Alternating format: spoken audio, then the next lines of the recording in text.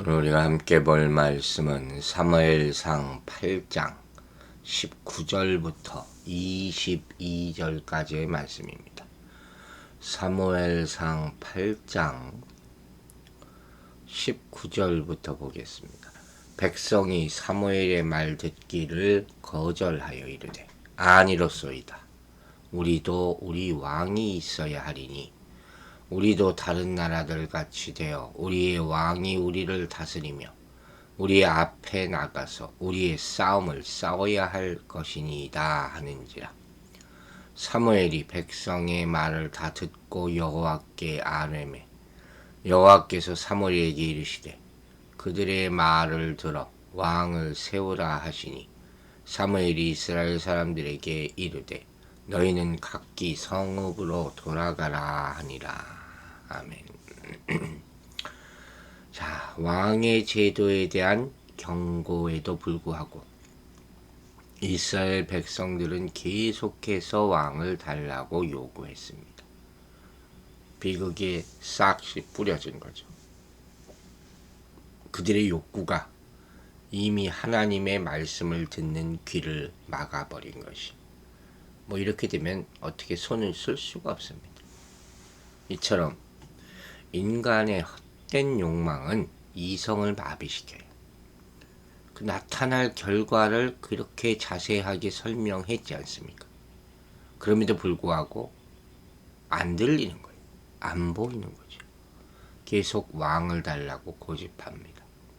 뭐에 꽂혀서 이렇게 된 거예요.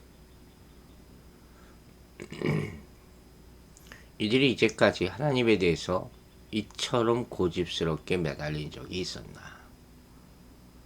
참 안타까운 것이죠.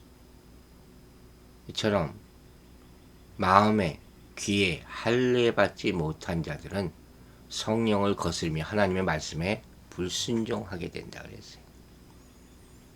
그래서 예수님께서는 너희 귀는 들음으로 복이 있다고 마태복음 13장에서 말씀하셨죠. 또 들을 귀 있는 자는 들으라고도 말씀하시지 않았습니까? 그러므로 성도들에게 가장 먼저 갖추어야 할 것이 바로 뭐냐? 말씀을 듣는 것이에요. 믿음은 들음에서 난다 하지 않았습니까? 믿음이란 하나님 안에서 가장 복된 삶을 살아가는 기본인 동시에 모든 소망을 이루는 것입니다.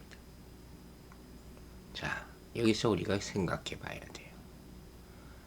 이게 지금은 왕만 세우면 되는 게 아니라는 거죠. 그 다음에 어떻게 된다는 것을 생각하고 이렇게 욕을 하든지 받아들이든지 하는 것이죠. 어제 우리가 본문에서 자세히 봤잖아요. 결정적으로 하는 얘기가 뭡니까? 네가 왕이 세워지면 너희들은 완전히 그 왕의 종이 된다는 거예요. 왕 하나 높이 섬기기 위해서 너희는 그 앞에 굴복하는 자, 섬기는 자가 되고 말 것이다. 이렇게 말하지 않았습니까? 그런데 오늘 본문의 대답을 보니까 뭐라 그래요? 그래도 좋습니다. 왕을 주세요. 여러분, 왜 이렇게 어리석은 선택을 하게 될까요? 답은 하나예요. 그 말을 믿지 않기 때문이죠. 여기 중요한 문제가 있는 거예요. 뭐냐? 사람들은 자기가 경험하기 전에는 지식으로 받아들이지 않아요. 들어도 몰라요. 경험하기 전에는. 자기가 직접 봐야 돼요. 이게 문제인 거예요. 옛날에 그런 얘기들이 많이 했거든요. 북한에 있는 이 동포들 가서 남한의 사정에 대해서 얘기를 해줘요. 남한이 이렇게 잘 살고 이렇게 발전하고 안 믿어요. 보지 못했으니까, 경험하지 못했으니까 반신반의하는 거예요. 똑같은 얘기예요. 믿지 않으면 부득불 당할 수밖에 없다 하는 것이죠. 또 왜 이렇게 사람들이 왕을 세우겠다 하는가 하면 이건 이스라엘 백성들이 모세와 함께 있을 때를 생각해 보면 돼요. 모세가 잠깐 시내산에 올라가서 하나님께로부터 10계명 받고 있을 때 있잖아요.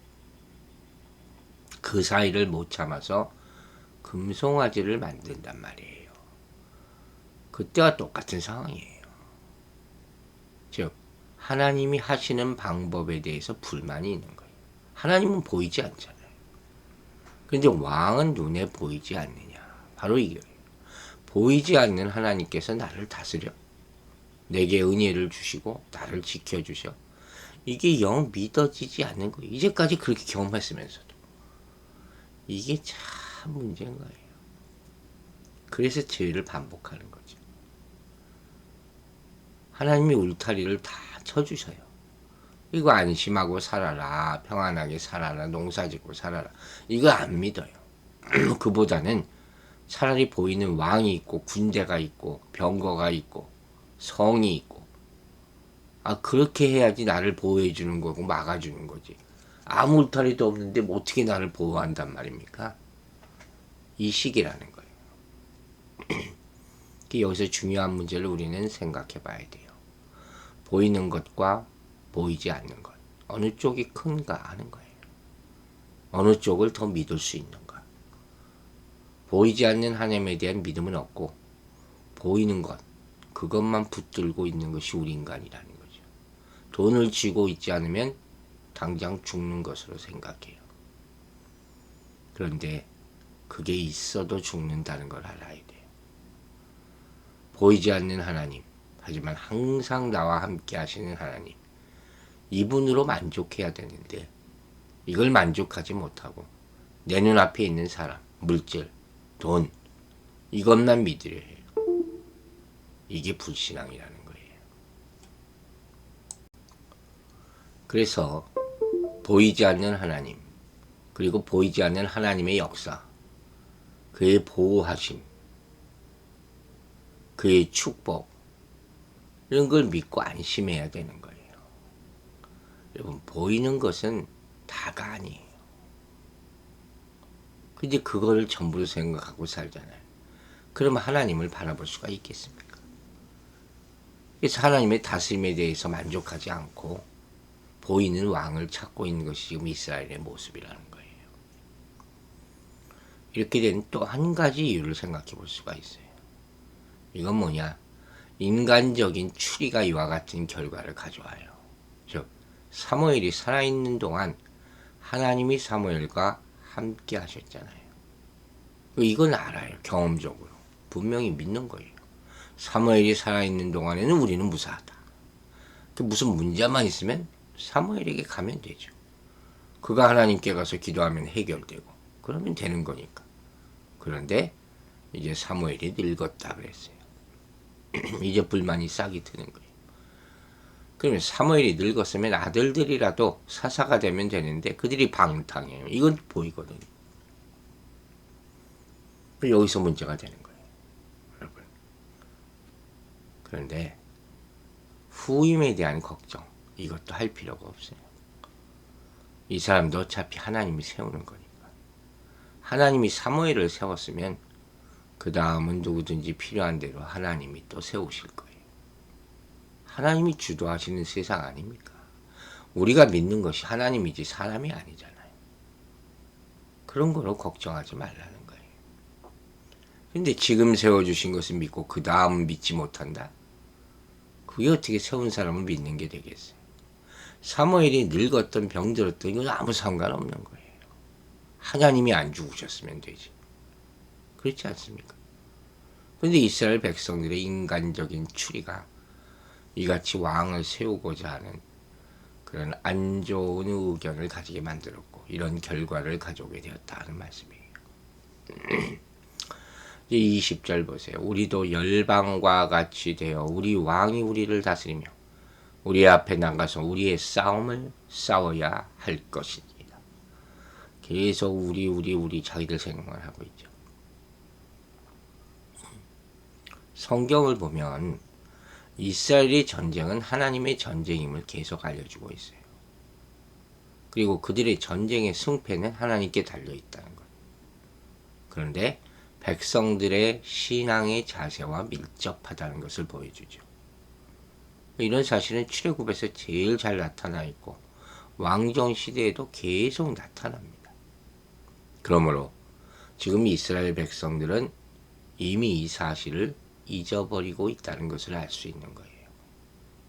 아마도 이방의 왕들이 조직적인 군사력으로 무장하고 많은 말과 병거를 이끌며 전쟁하는 모습이 그들에게는 부러워 보였던 것 같아요.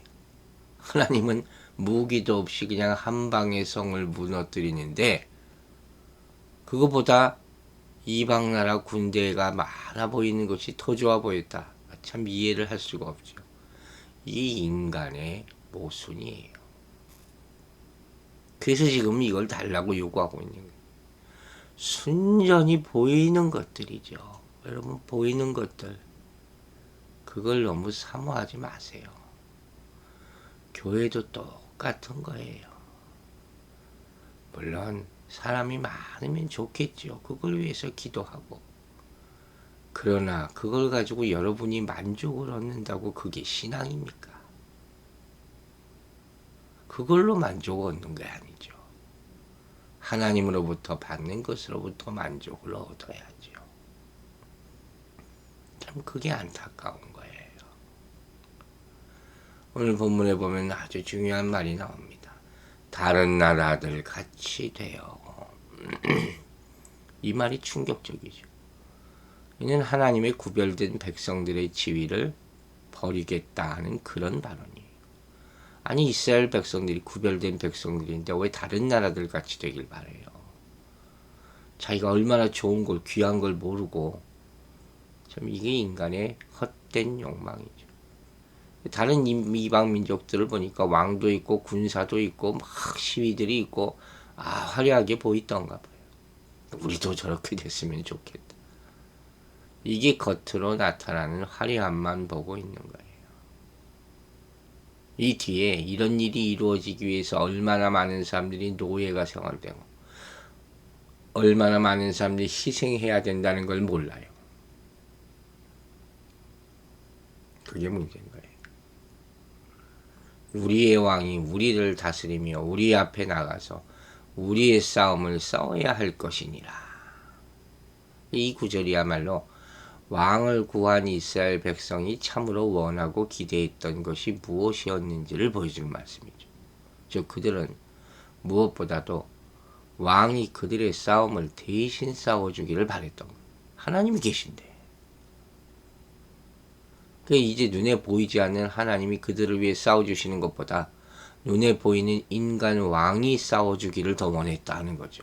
하나님이 이제 안중에 없다는 얘기예요. 이렇게 이스라엘은 이방 족속의 침략을 반복해서 겪으면서 다른 나라의 정치 제도와 권력 구조를 부러워하게 됩니다. 왕이라는 정치 지도자만 있으면 모든 문제가 해결될 것이라고 믿었던 것. 그러나 그건 착각이죠. 그들이 겪는 정치, 경제, 군사, 문화의 혼란과 타락은 제도에 있는 것이 아니라 영성의 문제였기 때문이에요. 다른 나라가 강해서가 아니라 그들이 약하고 병들었기 때문에 진 거란 말이에요. 아무리 외세가 강하다고 해도 민족이 바로 서고 중심이 하나님께 있으면 두려워할 것도 패배할 것도 없는 거예요. 경제의 타락은 어디서 옵니까? 정치의 타락에서 오는 거예요. 정치의 타락은 도덕과 종교의 타락에서 비롯되는 거예요. 모든 나라의 역사가 보여줘요. 내면 세계가 바르지 못하면 아무리 환경과 제도를 바꿔도 나아질 것이 없는 거예요. 우리는 잘못되면 그 원인을 안에서 찾아야 돼요. 그게 먼저라는 것이에요. 근데 남의 것만 자꾸 부러워해. 그게 무슨 의미가 있습니까? 여러분 옛날 목사님들이 미국 와서 부흥회 할 때 얘기해요. 옛날에 한국이 못 살았잖아요. 미국이 잘 살고. 교인들한테 미국의 이민자들이 참 힘들어했다는 거예요. 우리 겉으로 보기엔 좋은 집에서 잘 사는 것 같은데. 그 얘기 저 얘기 하다가 어떻게 해서 미국에서 살게 됐냐 물어보니까 친척이 여기 살아서 한번 놀러 오라 그래서 가봤더니 와 이렇게 잘 사는 나라가 어딨나. 집도 어마어마하고 그러니까 우리도 여기 와서 한번 살아보자. 그러고 있는 거 다 팔아가지고 와보니까 그게 아니더라는 거예요. 집은 평생 죽을 때까지 모기지 물어야 되고 아침 저녁으로 직장에 나가서 일하고 쉴 시간이 없다는 거예요. 보험 들어놓고 그 평생 물어야 되고 도로 갈 수도 없고 큰일 났다. 그냥 산다는 거예요. 그래서 그냥 눈에 보이는 거 잠깐 보고 결정하면 안 된다는 거예요. 최소한 몇 년을 살아봐야 돼요. 여러분 미국에서 영주권 주고 시민권 주고 그런 거 다 텀이 있잖아요. 그거 왜 그런지 아세요? 그만큼 살아보라는 거예요. 그게 미국이 합리적인 나라예요. 근데 잠깐 와보고 이 나라 살기 좋다. 이게 잘못된 거라는 거예요. 똑같은 얘기예요. 그렇게 살기 위해서는 그 삶의 뒤안길에는 얼마나 큰 값이 지불되고 있는지 이걸 몰랐던 거죠. 자유를 누리기 위해서는 얼마나 많은 대가를 치러야 되는가, 얼마나 많은 고생을 해야 되는가, 이걸 보는 눈이 있어야 된다는 말씀입니다. 이제 21절과 22절 말씀 봅니다. 사무엘이 백성의 모든 말을 듣고 여호와께 고하되 여호와께서 사무엘에게 이르시되 그들의 말을 들어 왕을 세우라 하시니 사무엘이 이스라엘 사람들에 대하여 이르되 너희는 각기 성읍으로 돌아가라 하니라. 결국 하나님께서는 계속 왕을 요구하는 백성들에 대하여 허락을 하시죠. 이는 백성들의 요구에 밀려서 어쩔 수 없이 허락하신 것이 아니라 이미 왕을 세우려고 계획하신 것을 이루려 하는 거예요. 하나님의 큰 계획은 있는 거죠. 하나님의 뜻이라는 것이 사람의 뜻 때문에 좌지우지 되는 게 아니에요. 대신 하나님께서는 오직 자신의 의지를 따라 역사하시며 섭리하시는 분이라는 것을 잊지 마시기 바랍니다.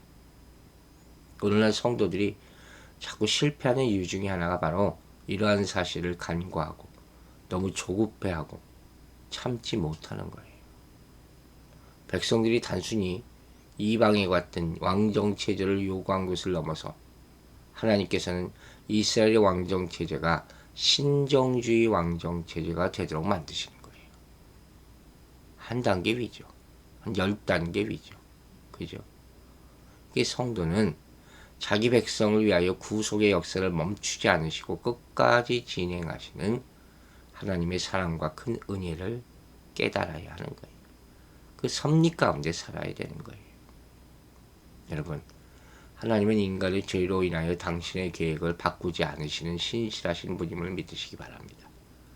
그러므로 비록 우리 인간은 때로 연약하여 실패할지라도 하나님은 조금도 실패하지 않으시고 구속의 역사를 이어가심으로 그저 감사할 것밖에 없다는 말씀이에요.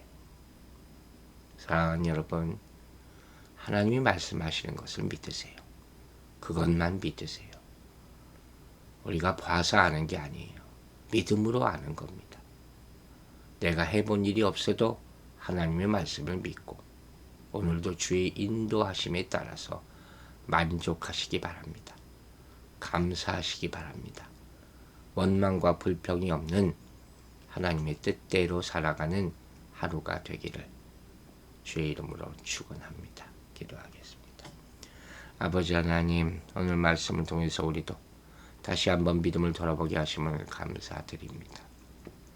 이스라엘은 하나님을 그들의 생각에서 지워버렸습니다. 하나님이 살아계신데 다른 것을 보기 시작합니다. 그게 바로 우상입니다. 우리가 하나님을 깜빡깜빡 잊어버리면서 사는 시간들이 얼마나 많습니까? 다른 것에 몰두한다 생각되었을 때 아차 싶어 다시 돌아오게 하여 주시옵소서. 하나님이 나를 지켜주실 텐데 무엇이 두려운가? 항상 그 믿음으로 살아가게 하여 도와주시옵소서. 러시아가 드디어 전쟁을 시작했습니다.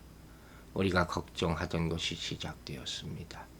아버지의 뜻이 있기를 바랍니다. 주여 그 백성들을 불쌍히 여겨주시옵소서. 역사는 하나님의 시간표대로 흘러갑니다. 역사의 종말이 다가오고 있다는 것을 깨닫고 준비하는 모든 사람들이 되게 하여 주시옵소서. 오늘 하루하루 신실한 마음으로 살게 하여 주시고 주의 뜻이 이루어지게 하여 주시옵소서. 모든 것을 감사드리며 예수 그리스도의 이름으로 기도했습니다. 아멘.